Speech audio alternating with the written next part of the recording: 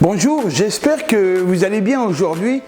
Je vais vous parler d'un sujet que toute personne ayant un projet immobilier se pose. Dois-je acheter avant de vendre mon bien ou vendre avant d'acheter ma nouvelle maison? Pas facile. Donc la question que tout le monde se pose, faut-il acheter avant de vendre ou de vendre avant d'acheter? Mais en attendant, regardons d'abord le générique et n'hésitez pas à vous abonner et à liker en même temps.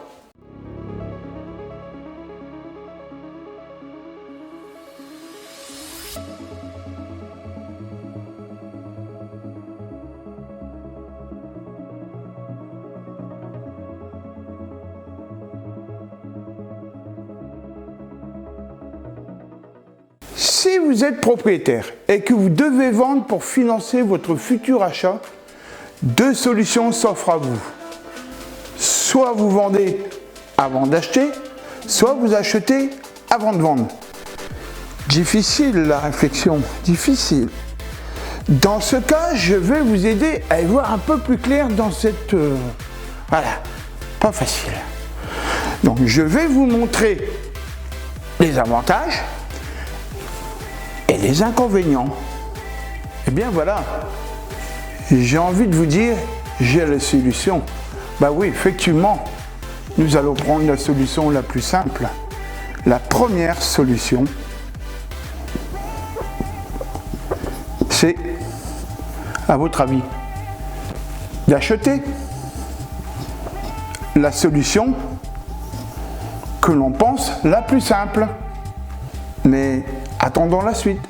Bien, pour certains agents immobiliers, ce serait la solution la moins stressante. Quoique, vous ne devinez pas pourquoi? À votre avis? Parce que ces derniers ont une idée derrière la tête. Essayez de récupérer la vente de votre maison et même ensuite pouvoir vous mettre la pression pour faire baisser le prix. Eh oui! Donc, l'avantage de cette première solution vous apporte un confort dans le choix, celle qui vous convienne le mieux, quoique nous pouvons remarquer qu'un acquéreur ne réussit pas toujours à réunir tous les critères qu'il s'était fixés pour faire son choix.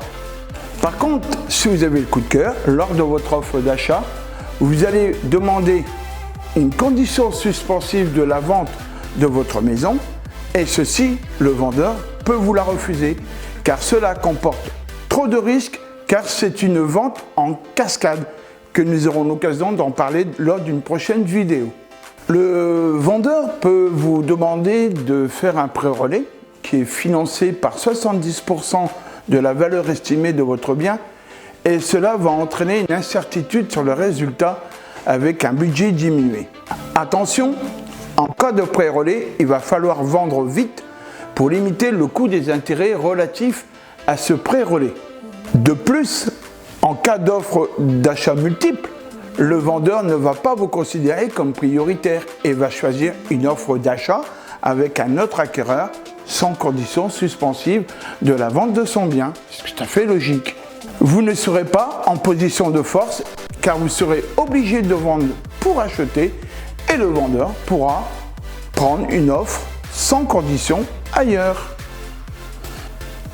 Parlons maintenant de la deuxième solution.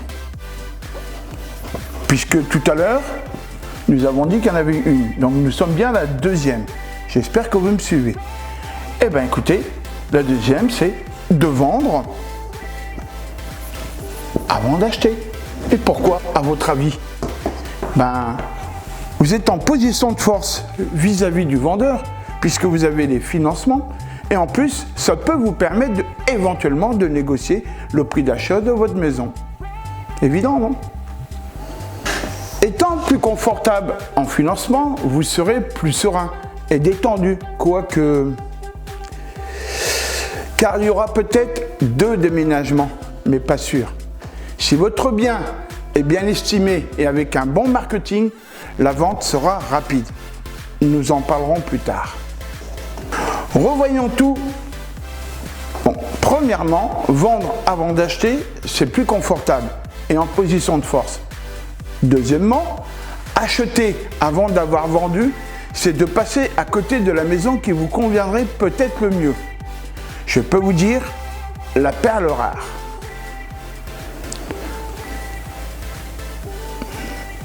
Alors, que faisons-nous? C'est pas simple, hein? Profitez-en pour vous abonner et liker en bas. Oui, en bas. Allez, je vais vous le dire. Je vais m'engager sur ce conseil. Vendez avant d'acheter, surtout à l'heure actuelle. Et c'est pour cela que je suis là, pour vous accompagner dès le début de votre projet immobilier, car il ne faut pas se tromper. Je vous rappelle que le projet immobilier fait partie des 3 projets les plus importants de votre vie. D'où l'intérêt du choix d'un conseiller, premièrement à l'écoute, deuxièmement réactif, troisièmement professionnel et surtout avec de gros moyens de diffusion comme chez Capifrance, avec plus de 1400 sites internet, voilà, de la visite virtuelle et de la vidéo. Allez, conclusion. Premièrement, estimez votre bien avec moi-même et le logiciel Précisio de Capifrance. Deuxièmement, vous aider à mettre en valeur votre bien. Troisièmement, faire de belles photos et vidéos immobilières. N'hésitez pas à télécharger également mon guide du vendeur gratuit, à vous abonner et également consulter ma page Facebook et à très bientôt et au plaisir.